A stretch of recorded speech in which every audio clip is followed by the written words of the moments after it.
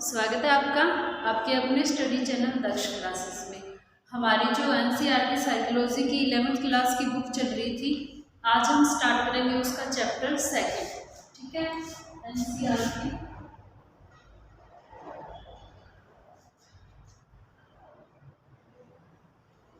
11th class की psychology.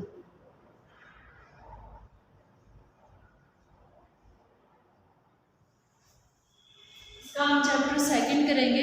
पहले lesson में हमने देखा था कि मनोविज्ञान क्या कार्य करती है ना, कि मनोवैज्ञानिक आखिर किस तरह से लोगों के व्यवहार का अध्ययन करते हैं, उनकी आदतों का, उनके अच्छे और बुरे दोनों तरह के व्यवहारों की स्टडी करते हैं।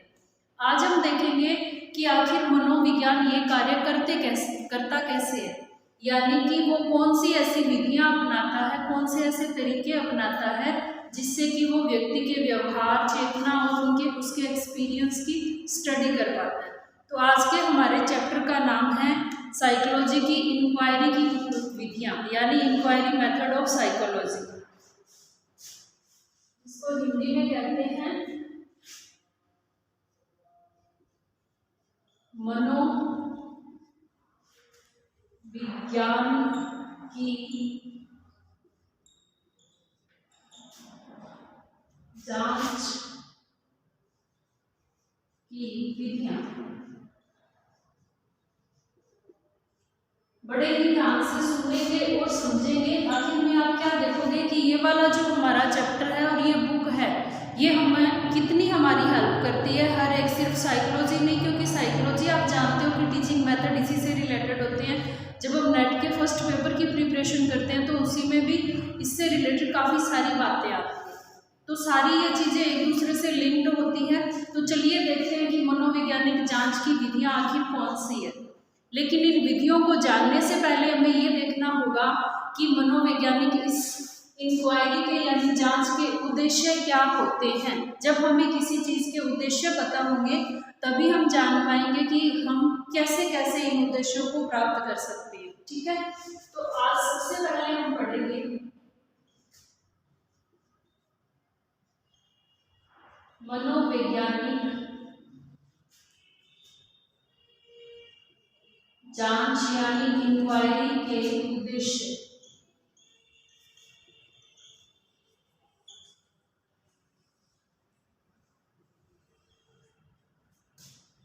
सबसे पहला हमारा उद्देश्य होता है वर्णन यानी डिस्क्रिप्शन। ठीक है, वर्णन के बाद होता है पूर्व कथन। एक एक को हम अच्छे से समझेंगे। पूर्व कथन, व्याख्या, वर्णन यानी किसी भी व्यवहार का वर्णन करना, पूर्व कथन करना, उसकी व्याख्या करना, व्यवहार का नियंत्रण करना, व्यवहार का नियंत्रण। तो 5 नंबर है हमारा अनुप्रयोग, यानी सारी की सारी हमारी जो स्टडी है उसका एप्लीकेशन करना व्यक्ति के व्यवहार में। तो चलिए हम हमारा पहला टॉपिक लेते हैं। पहला है वर्णन यानी डिस्क्रिप्शन। वर्णन क्या होता है? हमें जिस चीज़ का अध्ययन करना है, जो हमारा उद्देश्य है, हम टीचर हैं, हमारा उद्देश्य है बच्चे के व्यवहार का अध्ययन करना, उसकी समस्या का अध्ययन करना। तो इसके लिए हमें क्या करना होगा? उसके पूरे के पूरे व्यवहार का वर्णन करना होगा। वर्णन क्यों जरूरी होता है? वर्णन इसलिए जरूरी होता है क्योंकि वर्णन की सहायता से हम बच्चे के व्यवहार को अलग अलग कैटेगरी में डिवाइड कर लेते हैं। जब हम उसके व्यवहारों का वर्णन करेंगे तो क्या करेंगे? तो पहला इसका क्वेश्चन है, जैसे कि साइकोलॉजी की जांच की विधियों में बच्चे के व्यवहारों को, बालक के व्यवहारों को अलग अलग करने के लिए कौन सा मेथड अपनाया जाता है? तो ये सारे ऑप्शन होंगे पूर्व कथन, व्याख्या, व्यवहार का नियंत्रण और वर्णन। तो हमारा आंसर क्या होगा? वर्णन। तो वर्णन क्या है? बालक के व्यवहारों को अलग अलग करके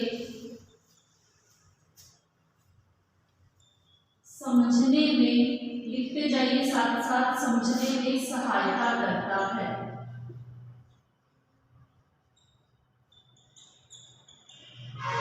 फॉर एग्जाम्पल कि आप देखना चाहते हो वर्णन का, अगर हम एग्जाम्पल लें, हम बच्चे की अध्ययन की आदतों का पता करना चाहते हैं, यानी कि कोई बच्चा क्लास में आपके पास 30 स्टूडेंट हो सकते हैं, उनमें से आप ये देखना चाहते हो कि कोई बच्चा किस तरह से दूसरों से अलग है। इसमें आपके जीनियस और वीक वाले बच्चे दोनों ही आएंगे, क्योंकि हमें सभी का अध्ययन करना है। जो सबसे इंटेलिजेंट बच्चा है उसके लिए हम इसलिए अध्ययन करेंगे, हम पता लगाएंगे कि आखिर पढ़ाने वाले टीचर और सब कुछ सेम है, फिर भी ये बच्चा उनों से अलग कैसे है, ठीक है। और जो सबसे कमजोर है उसका अध्ययन इसलिए करेंगे कि आखिर ये बच्चा पीछे क्यों रह रहा है, ठीक है। इसलिए हमें उसके अलग अलग व्यवहारों की क्या करनी पड़ती है, व्यवहारों का वर्णन करना पड़ता है। तो एग्जाम्पल आप ले सकते हो, जैसे विद्यार्थी की अध्ययन की आदतों का अध्ययन करना। ये एग्जाम्पल याद रखना, क्योंकि हम इन सभी में यही एग्जाम्पल लेकर के चलेंगे और देखेंगे कि ये एग्जाम्पल किस किस तरह से ये सारी चीजें कार्य करती है मनोवैज्ञानिक इंक्वायरी में। अब इस ये वाला जो एग्जाम्पल है कि विद्यार्थी की अध्ययन की आदतों का अध्ययन करना, अब बहुत सारी आदतें हो सकती है एक बच्चे की, पर हमें तो कोई एक चीज चाहिए जिसका हमें अध्ययन करना है, तो उसके लिए हमें पता होना चाहिए कि बच्चे में आखिर कौन कौन सी आदतें हैं। तो क्या बच्चे के अध्ययन का समय यानी वो कितने घंटे स्टडी करता है। दूसरा हम क्या देखेंगे कि आखिर कौन से विषय विशेष को वो कितना समय दे रहा है, और क्या बालक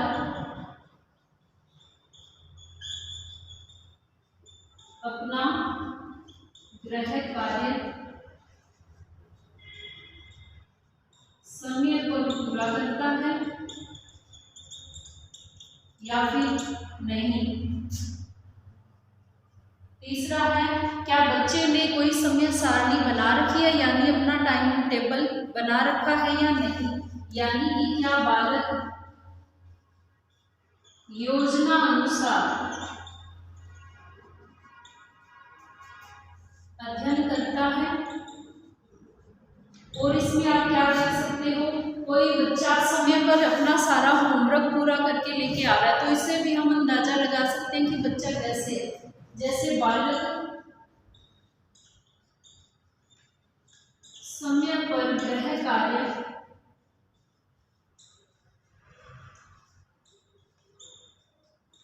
पूरा करता है या नहीं।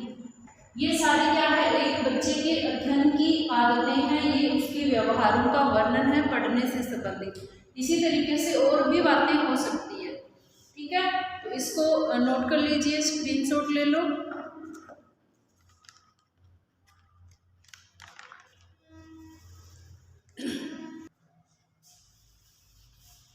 तो ये हमने वर्णन समझा। अब हम देखेंगे कि पूर्व कथन क्या होता है, क्या बोलते हैं, इसको बोलते हैं प्रिडिक्शन।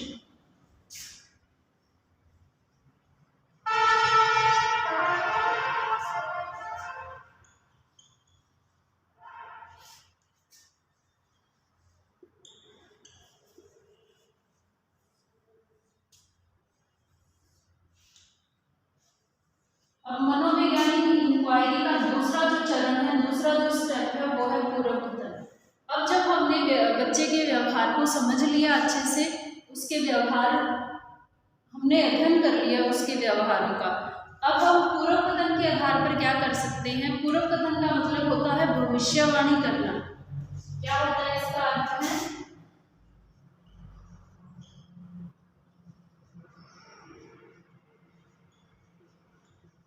भविष्यवाणी करना। ये मनोविज्ञान में क्यों जरूरी है, क्योंकि अध्ययन करने के लिए जब हम व्यवहारों का वर्णन करते हैं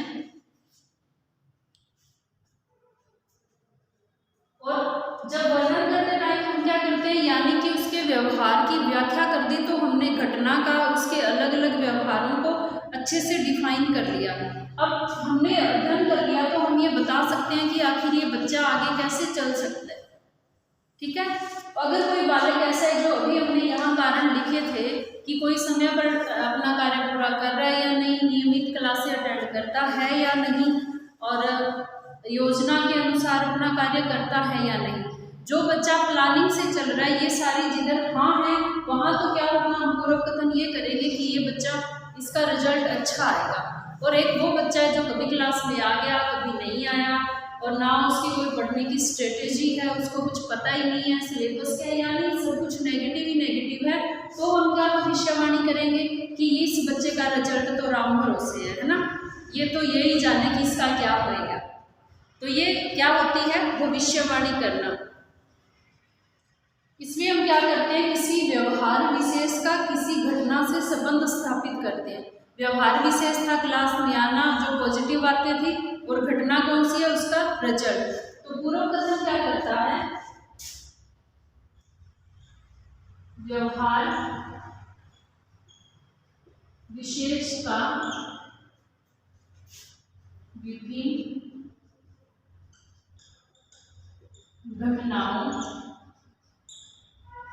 घटनाओं को साइकोलॉजी में पता है फेनोमेना क्या बोलते हैं, गोचर। आपको ये भी लिखा हुआ मिल सकता है। किसी व्यवहार विशेष का विभिन्न घटनाओं से क्या करना, घटना या जो भी और विशेषता या उनसे संबंध स्थापित करना।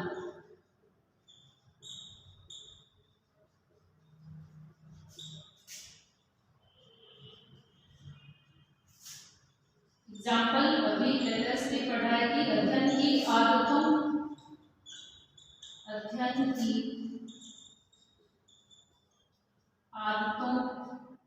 के अध्ययन या वर्णन के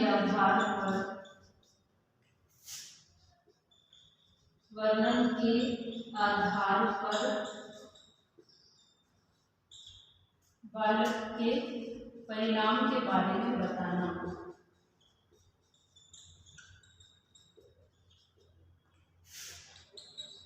ठीक है, तो इसका भी स्क्रीनशॉट ले लो।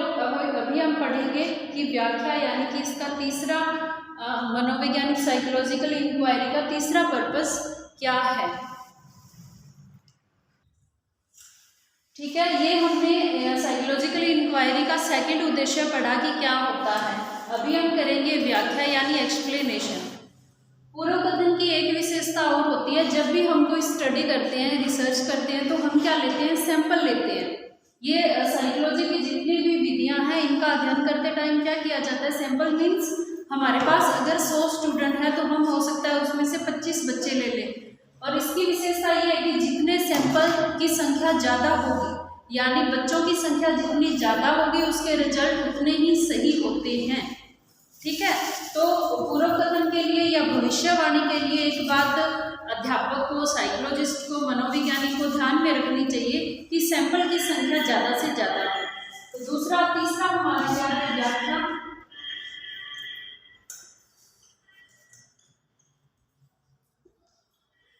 एक्सप्लेनेशन।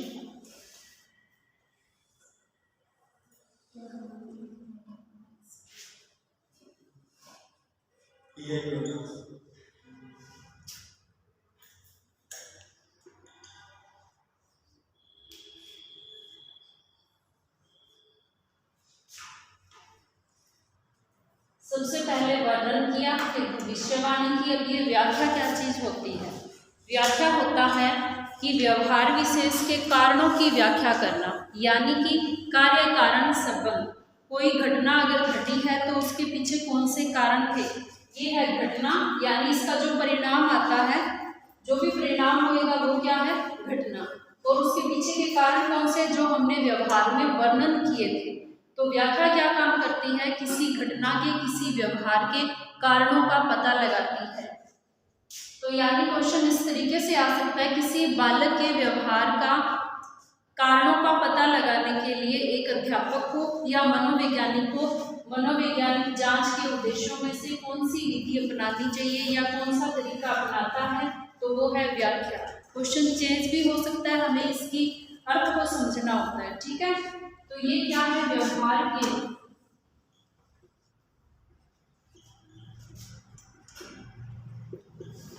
कारणों का पता लगाने के लिए। फिर हम इसको दूसरी भाषा में लिखें तो कार्य कारणों यानी कि कार्य और कारण में संबंध स्थापित करने के लिए।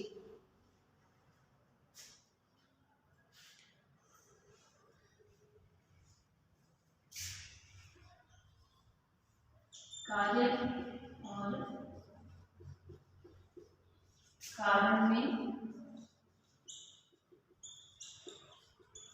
संबंध स्थापित करने के लिए। इसको आप यूँ कह सकते हो कि किसी एक चर का दूसरे चर पर यानी एक वेरिएबल का किसी दूसरे वेरिएबल पर क्या प्रभाव पड़ रहा है। वेरिएबल आपको पता है, आगे जब हम प्रयोगात्मक विधि करेंगे तो पढ़ेंगे। वेरिएबल कई तरह के होते हैं, लेकिन हम जो पढ़ते हैं हमारी एजुकेशन में दो तरह की है, डिपेंडेंट और इनडिपेंडेंट। यानी कि एक तो है कि डिपेंडेंट यानी स्वतंत्र और आश्रित। ठीक है, स्वतंत्र कौन सा है, जो अध्यापक के हाथ में। फॉर एग्जाम्पल मैं ये कह दूं कि जो बच्चा पूरे मार्क्स लेके आएगा उसको मैं क्या दूंगी, एक पेन या जो भी 1,001 रुपया दूंगी, है ना। तो उसका जो आश्रित कौन है, बच्चों का रिजल्ट। अब किस पे आश्रित हो गया, मेरे की हुई घोषणा के ऊपर, मैंने जो बात बोली है उस पर। तो हम क्या करेंगे कि किसी बच्चे का रिजल्ट जो अच्छा आ रहा है तो कौन सी घटनाएं ऐसी है कि ये वाला परिणाम उसका आया, उसके लिए हमें किसकी जरूरत पड़ती है, व्यवहार की व्याख्या करने की।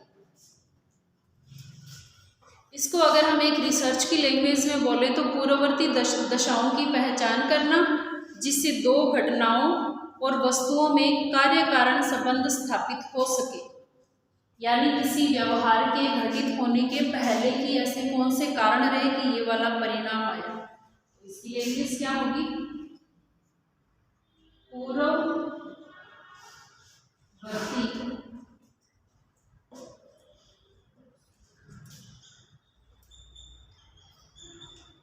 दशाओं की पहचान करना, जिससे दो चरों, हम यूं भी कह सकते हैं घटनाओं, हम ये भी कह सकते हैं व्यवहार। ठीक है, कुल मिला के क्या होना चाहिए, परिणाम होना चाहिए के बीच कार्य कारण संबंध स्थापित किया जा सकता है।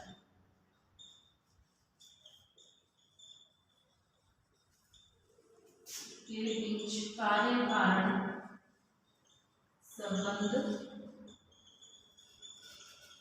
स्थापित किया जा सके।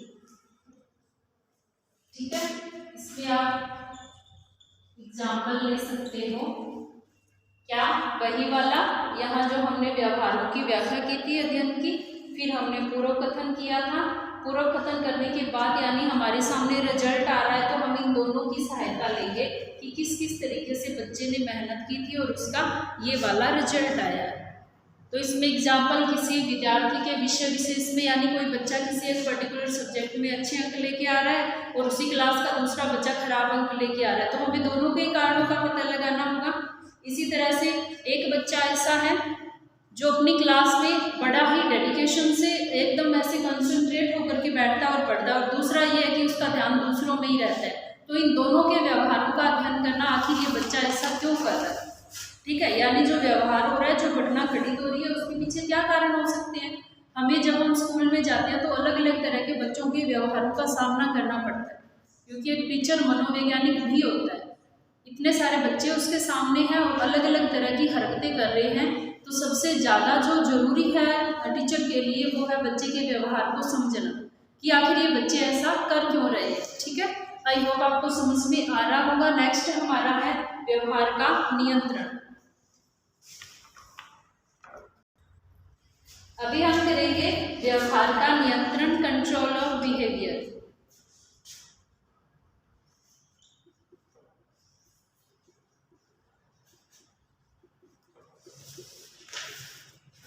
अभी तो आपको खुद से ही समझ जाएगा, यानी कि हमने कार्य और कारण जब घटना का पता लगा लिया तो हम क्या कर सकते हैं, व्यवहार को कंट्रोल कर सकते हैं।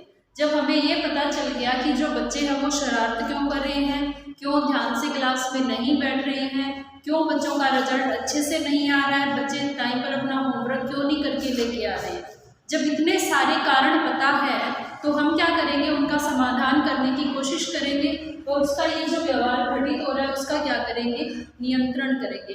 तो किसी व्यवहार विशेष को नियंत्रित करने के लिए और क्या कर सकते हो आप, कोई व्यवहार इससे बढ़ा भी सकते हो और किसी व्यवहार को घटा भी सकते हो।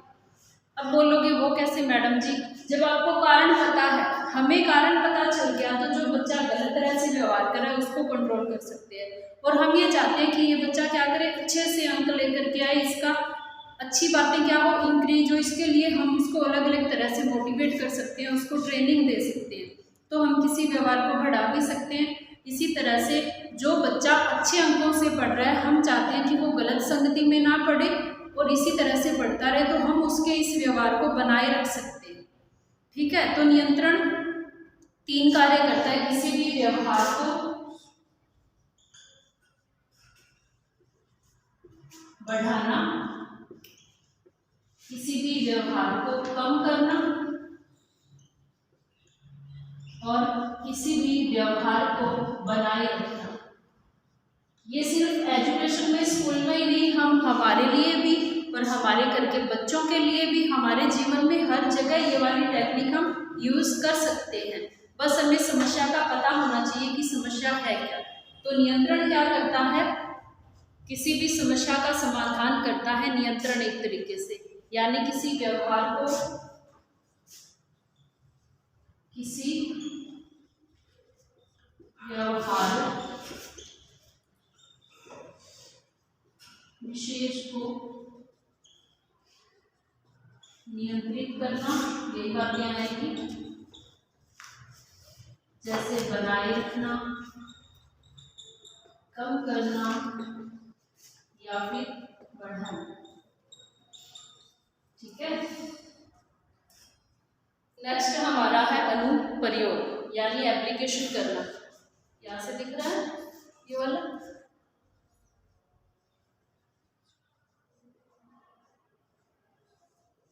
अनुप्रयोग में क्या है, ओवरऑल साइकोलॉजी का पर्पस क्या है, मनोवैज्ञानिकों का उद्देश्य क्या है, लोगों के जीवन को आसान बनाना। ठीक है, अब वो आसान कैसे बन सकता है, उन्हें जो नॉलेज है वो लोगों तक पहुंचाना कि आप अपनी समस्या की कैसे पहचान कर सकते हो और कैसे उसको दूर कर सकते हो।